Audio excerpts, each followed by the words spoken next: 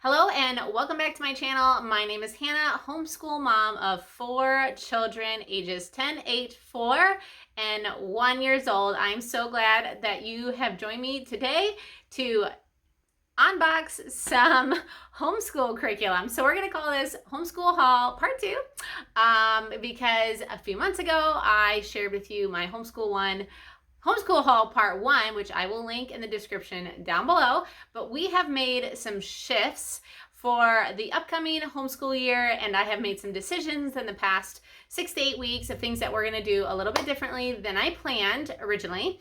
And so that, of course, made me order another dozen or so books, which I'm thrilled and excited about. And I feel like we have a solid plan of what we're doing this fall, which of course, once you feel solidified in the decisions that you're going to move forward with, it gets you excited.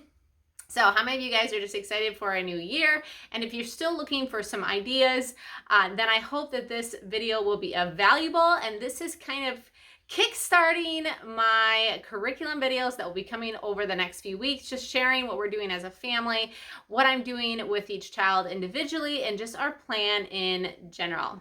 So if you are new to my channel, I'm a homeschool mom sharing about our homeschool journey, but also sharing the ins and outs of everyday life, just encouraging and empowering moms in habits that are good for their health and their home and also their heart. So I'm so glad you're here. And if you like those topics, then be sure to subscribe below, and let's get into this haul. So the reason that I ordered more books in addition to the haul back in the spring was I decided that for my older 2 children, we are going to do Ambleside Online. Ambleside Online is a free curriculum that is Charlotte Mason based, not just Charlotte Mason inspired, but really tries to follow the Charlotte Mason principles. Now, we are still making some adjustments to the Ambleside Online recommendations. I'm still changing a few things that I think are negotiable, and I'll share that when I do my full videos of our family curriculum and then each individual subject. But for the most part, especially when it comes to all of the readings, we are going to be doing Ambleside Online, and I'm so excited to dive into this literature. And I also found a free tool online, Facebook actually, from another mom, which I can't wait to share with you, which is going to make reading and helping my daughters do their independent reading so much easier. So I will share with you that at the end of this video. So the first part of my homeschool haul here is from Living Book Press. This is an incredible family-owned bookstore that will actually get the rights and or anything that is free on the internet will print books, and so they're easily readable in a book format. A lot of these are public domain and you could read them digitally on your computer or on a tablet. However, I still like to purchase hard copy books. I think that it just helps with the kids' attention, and also you can really visually see your progress in books and all of that. So let me share with you what we got from Living Book Press this last time. So I have used up until now Mystery History, which was the curriculum that my own mother used with my mom's last 3 kids. I'm from a family of 7. So she used Mystery History, and I really enjoyed Mystery History. But when I sat down about a month or 2 ago, and I was trying to make Ambleside work with Mystery History, I think what was happening is I was actually creating more overwhelm for myself. And I was fighting this idea in my head that Ambleside Online would take away from doing history or subjects together as a family. And I expressed those concerns to some close friends of mine. And I was really encouraged by the articles, the podcasts, and just reading feedback from families that have used Ambleside for decades. And I was very encouraged to see that that is just not the case. And so because of that, I decided that we are going to be doing Ambleside for history as written so that my oldest daughter can really just soar and be independent in her own right. But with that said, some of the changes I'm making is some of the books we will still be reading in our morning time together as a family. And that is going to be this this one. It's a child's history of the world, and I'm really excited to get into that. And then this is for my, she is 10 years old, technically in the, modern 5th grade, but I'll be putting her in year 4 of Ambleside. But she's a very good reader, so I have no doubt that she's gonna be able to read these independently. And I feel like when you're looking at Ambleside, that's kind of what you're gathering is like, what is their independence level? What is their reading level? How much can they handle? How much can they narrate? That kind of sort of thing. So I'm really excited about these. I have a lot of pre-reading to do, but my goal is to just, if I can't get it all done in the next 4 weeks or so, I'm just going to try to stay 1 week ahead of her. And the tool that I'm going to use for her, I'm going to use for myself as well. And I'm actually really looking forward to reading these books. So this is also for her. This is called The Storybook of Science. And this one is for, these two are for my 8-year-old daughter, who I'll be putting in year 2 of Ambleside. This is The Little Duke and the Burgess Book of Animals. We have read the Burgess Book for birds. We did that with Simply Charlotte Mason a few years ago, and we really loved the Burgess book, so I'm excited to, and I will be honest, my 8-year-old is a very good reader too. However, it is still a lot of reading for year 2, and so I will probably most likely do a lot of the read alouds with her. And that seems very common for Ambleside from years 1, 2, and 3, that the moms will still do a lot of reading out loud. And I think the Burgess book might be one that I have to read out loud with her, because I think it is a little more advanced, even for me to read, honestly. So then I got my older daughter our first book of centuries for our family, and I am planning on printing a free one for myself off of Simply Charlotte Mason, and this one will be for my daughter so that she can have like a permanent book. And I'm excited to see how she's going to fill that, what that looks like, and I will be sure to update you guys on how we're using the Book of Centuries, so be sure to follow along if you want to see how that's going to work out for us. Okay, so everything else was from Amazon. I unfortunately was unable to get any of these books used, but except for a few from my mother. I'll tell you about that in a second. So this one is the Plutarch Project. It's volume 8. So these are the Plutarch studies that my daughter will be going over for year 4 specifically. Now, I bought a Plutarch book that has all of these individuals in it. Actually, I think that was in my last homeschool haul. However, the reason I decided to buy this, and Ambleside Online has links for all of the different Plutarch people. This has kind of like a study guide that goes along with it. And because I am so new to Plutarch and everything that encompasses it, I felt like it was really important for me to have like the background, the understanding, like the people, see the historic, and this is available free online. And I think it was $15 on Amazon.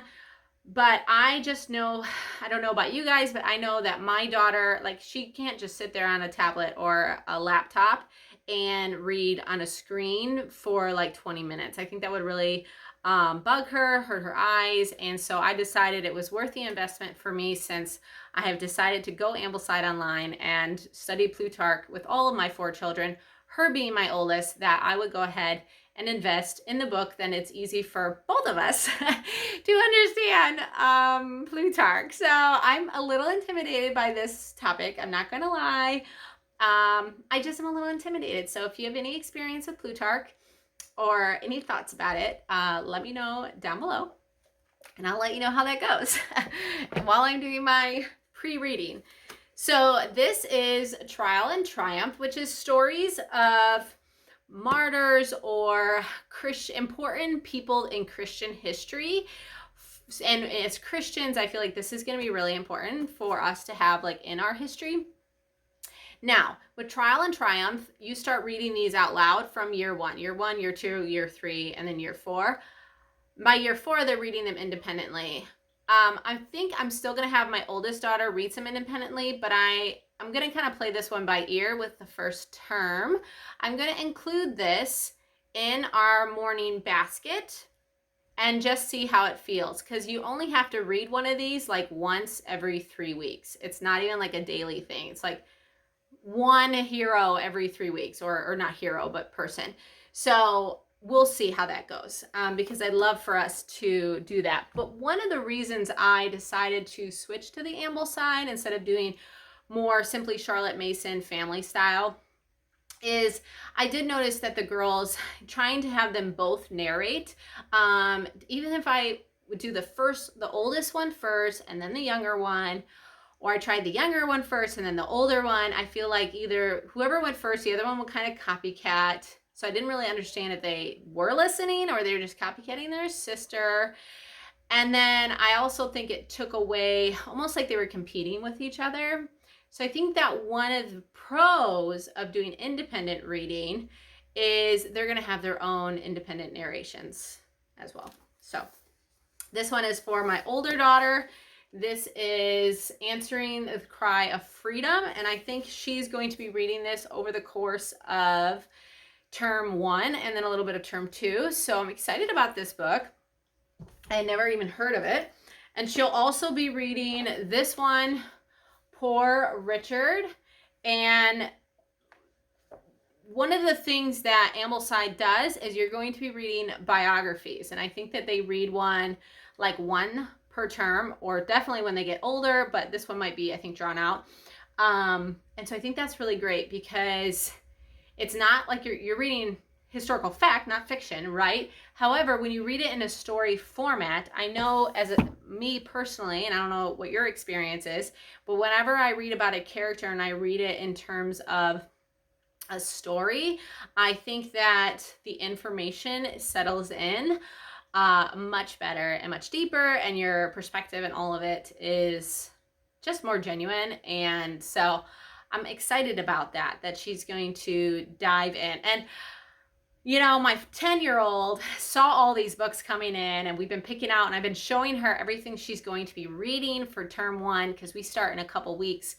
She's so excited. How many of your kids, they're so excited moving into the fall? I'm hoping that doesn't burn out, but I feel like the books, the reading is paced. It's paced really, really well. So I think she's going to be fine. But I just find it so cute that she's super enthusiastic, and it's like, woo, once we get started, it might get a little more intense. But okay, so the next 3 books, it's so funny. I actually purchased these on Amazon. These are all by Holling Clancy.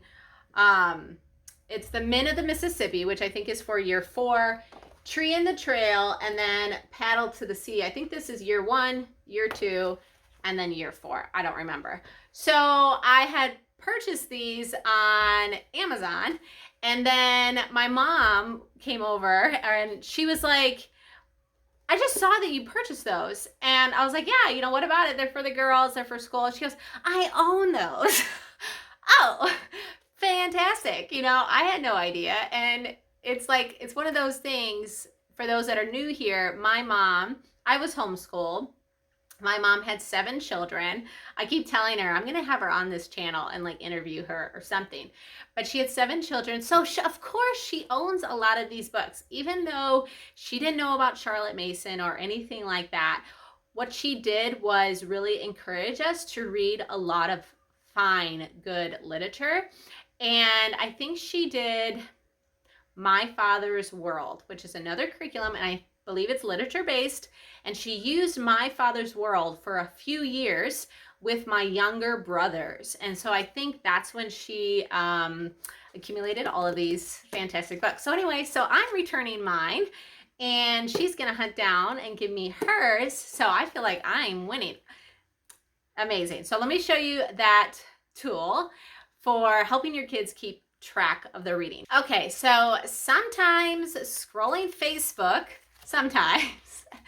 pays off, but I had a friend add me to the Ambleside Online free Facebook group, and of course there's these moms asking questions, but there's a lot of moms also sharing resources. And so I saw a mom, and she had uploaded PDFs of these amazing bookmarks for every year of the Ambleside online. Okay, you got to take a look at these. So here's Poor Richard. This is just an example I'm going to show you. Because honestly, you can make these bookmarks no matter what curriculum you are. You could just use like a Canva template and make a graphic, or even just do it on a Google document. But if your kids are reading any sort of books over the term and they're like super overwhelmed by the 300 pages or whatever it is, whatever the case is, if you break it up into weeks like this and what they have to do each week, my girls are like, oh, this is so fun. And it just seems more manageable. So this is Poor Richard.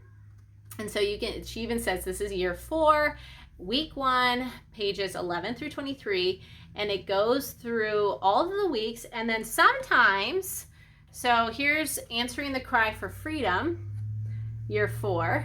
So sometimes you don't even do it like this one. You're doing over all the terms, term 1, term 2, and term 3. And you're not even doing it every week, right? And so she can actually keep, here's Storybook of Science. She's been able to keep these in the book. And then I told her, here's Madame How and Why. I told her she can just use a permanent marker. Here's Min of the Mississippi, a permanent marker. And see, this is not every week either. See, so it's really drawn out.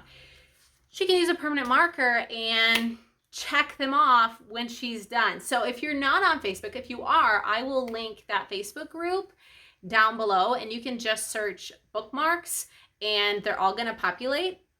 But if you're not on Facebook and you need a specific year and you're interested in these bookmarks, if you leave me a comment below, I will get that PDF link for you and share it with you, because I think this is really exciting. And if you don't do Ambleside online and you love this idea, let me know below, and let me, if you create them, share them on Instagram, share them on YouTube, share them so that other moms can reuse them, because I think this is a fantastic way for us to get through books that seem slightly daunting sometimes. So that is my official finish of our homeschool book haul. I have everything that I need for the year now. My bookshelves, these are my upstairs bookshelves. Our basement, I will be giving you a homeschool room tour in the next couple weeks.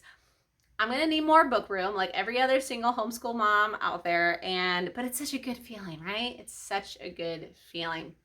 So that is everything I have for you in this video. Be sure to give it a thumbs up, and I will see you next time. Bye.